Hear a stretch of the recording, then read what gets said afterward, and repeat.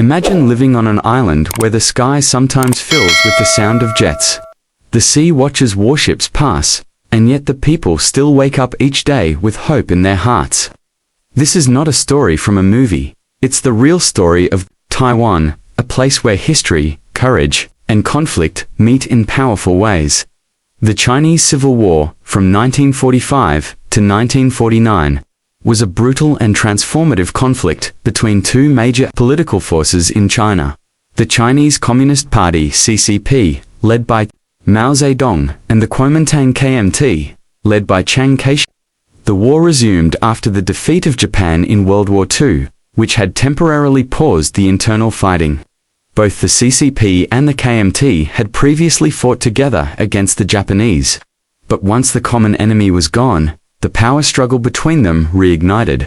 The CCP had gained strong support in the countryside by promising land reforms and mobilizing peasants, while the KMT held power in the cities and maintained control over the central government.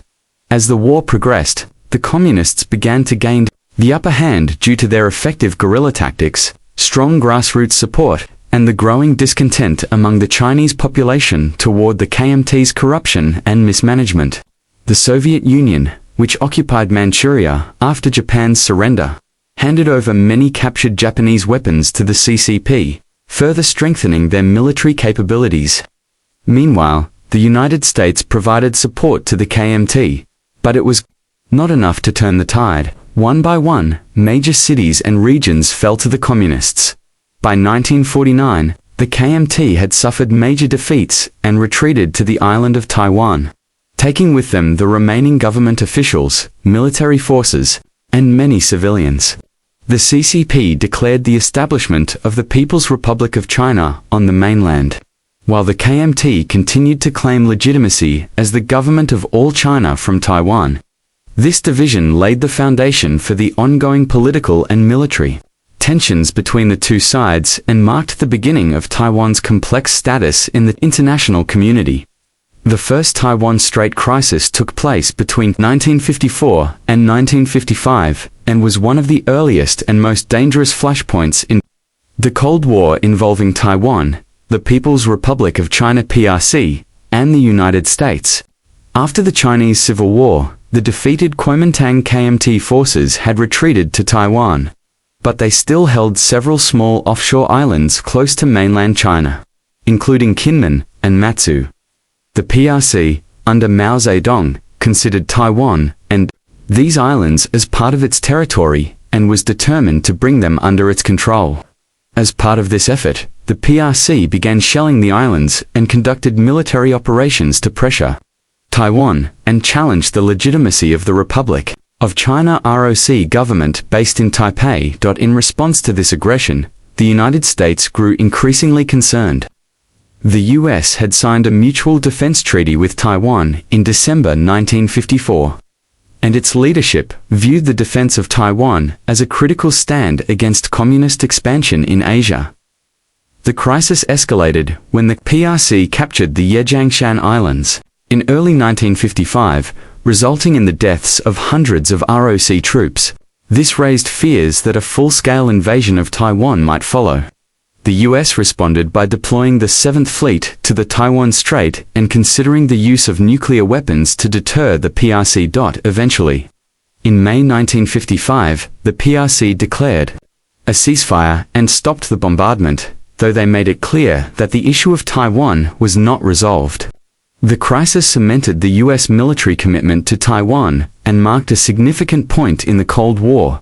It also reinforced Taiwan's role as a central issue in the broader conflict between communist and non-communist powers in East Asia.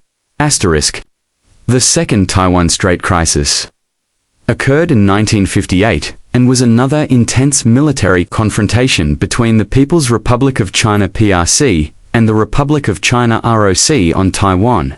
The crisis centered once again on the offshore islands of Kinmen, Quemoy, and Matsu, which were under the control of the ROC, but located just a few miles off the coast of mainland China. The PRC, under Mao Zedong's leadership, initiated heavy artillery bombardments on Kinmen in August 1958, aiming to test the resolve of the ROC and its American allies, as well as to exert pressure on Taiwan's political future. This military campaign included thousands of shells being fired daily and attempted amphibious assaults. Though the PRC avoided launching a full-scale invasion of Taiwan itself, the United States, committed to defending Taiwan under the U.S. Mutual Defense Treaty signed in 1954, responded swiftly by providing military assistance, logistical support, and advanced weapon systems to the ROC forces. American naval vessels helped escort supply convoys to the besieged islands, ensuring they remained in ROC hands.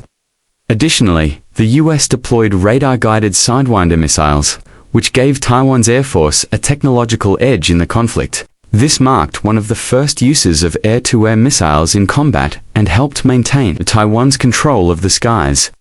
Despite the intensity of the fighting, the crisis gradually de-escalated by October 1958, when the PRC announced a unilateral ceasefire, declaring it would bombard the islands on alternate days.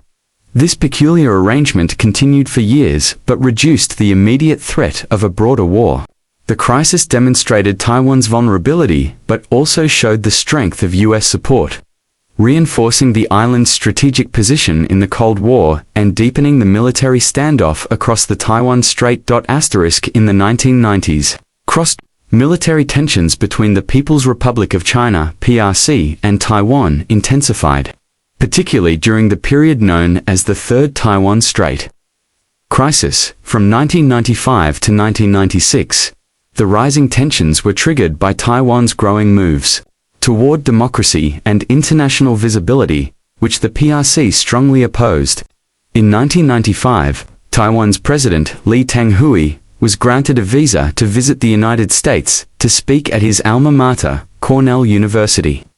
Although it was a private and unofficial visit, Beijing viewed it as a violation of the One China policy, and a dangerous signal that the US was supporting Taiwanese independence.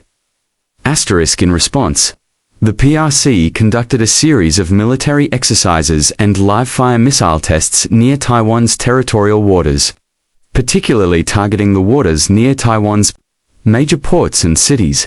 These actions were meant to intimidate both the Taiwanese public and leadership ahead of Taiwan's first direct presidential election in 1996.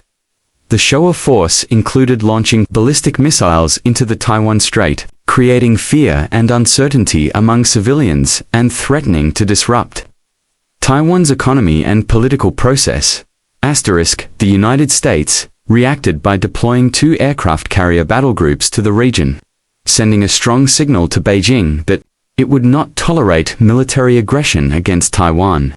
This powerful show of naval strength helped to stabilize the situation and reassured both Taiwan and regional allies of American commitment to peace in the Taiwan Strait. Despite the aggressive posture from Beijing, the Taiwanese election proceeded as planned, and President Lee Teng-hui won a clear victory, further solidifying Taiwan's democratic identity. This period marked a turning point in cross-strait relations, showing that military pressure could backfire and strengthen Taiwanese resolve. It also highlighted the strategic importance of Taiwan in US-China relations and set the tone for future military posturing in the region. In the 2020s, tensions between China and Taiwan have reached new levels of intensity, driven by a combination of military escalation, political rivalry, and growing international involvement. The People's Republic of China has increasingly asserted its claim over Taiwan, viewing the island as a breakaway province that must eventually be reunified with the mainland, by force if necessary. This stance has led to a sharp increase in military activity around Taiwan, including frequent incursions by Chinese warplanes into Taiwan's Air Defense Identification Zone, ADS, sometimes involving dozens of aircraft in a single day. These actions are seen as deliberate efforts to test Taiwan's defenses, exhaust its military readiness, and send a warning to both Taipei and its allies. One of the most dramatic demonstrations of this new military pressure occurred in August 2022.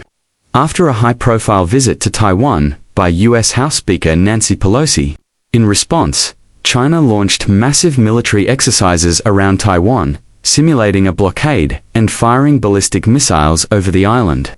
These drills were unprecedented in scope and marked a turning point in China's military posture, suggesting a higher level of preparedness for potential conflict. The exercises surrounded Taiwan from multiple directions and were widely interpreted as rehearsals for an invasion scenario. Taiwan, in turn, has strengthened its own defense strategies, increasing its military budget, acquiring advanced weapon systems, and conducting regular defense drills. It has also deepened unofficial ties with countries like the United States and Japan, receiving diplomatic and logistical support. Despite not being formally recognized as a sovereign nation by most countries, Taiwan's international profile has grown, drawing more attention to its security concerns. The 2020s have become a decade marked by rising fear of conflict. With Taiwan at the center of one of the world's most dangerous geopolitical flashpoints, Taiwan's defensive strategy in the face of rising threats from the People's Republic of China focuses on deterrence, resilience, and strong international partnerships. With a significantly smaller military compared to China, Taiwan has shifted from relying on traditional large-scale defense systems to adopting an asymmetric warfare approach. This strategy emphasizes mobility, survivability, and the ability to inflict substantial damage on an invading force using smaller, more agile weapons and tactics. Taiwan has heavily invested in missile defense systems, fast attack craft, anti-ship missiles, drone technology, and modernized air and naval forces. The goal is to make any attempted invasion by China too costly and uncertain to succeed. Taiwan also conducts regular military exercises, such as the annual Han Kuang drills, which simulate various invasion scenarios and test the island's readiness to respond to multi-domain threats. Civil defense has become a growing focus, with initiatives to train civilians in emergency response and create a more resilient society. Taiwan's geography, including mountainous terrain and dense urban areas, is also factored into its defensive planning, offering natural advantages in the event of a conflict. Global support plays a crucial role in Taiwan's defense posture. The United States remains its most significant security partner, supplying advanced weapon systems, offering military training, and maintaining a strong naval presence in the Indo-Pacific region. Other democratic countries such as Japan, Australia, and several European nations have expressed growing concern over stability in the Taiwan Strait, often issuing joint statements of support for peace and stability. Although formal diplomatic recognition of Taiwan is limited, informal alliances have strengthened its strategic position. The island's emphasis on democracy, innovation, and rule of law resonates globally, encouraging more international voices to stand against any attempt to change the status quo by force and support. Taiwan's right to self-determination. In reflecting on the long and complex history of military conflicts surrounding Taiwan, we see a story shaped by struggle, resilience, and determination, from the roots of the Chinese Civil War to the dangerous moments of the Taiwan Strait crises, and from the bold steps toward democracy in the 1990s to the rising tensions of the 2020s. Taiwan has remained firm in the face of immense pressure.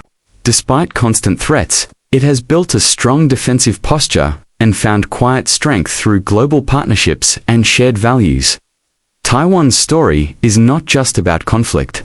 It is also about courage. The courage to choose freedom, the will to defend peace, and the hope to shape a future where dialogue prevails over war.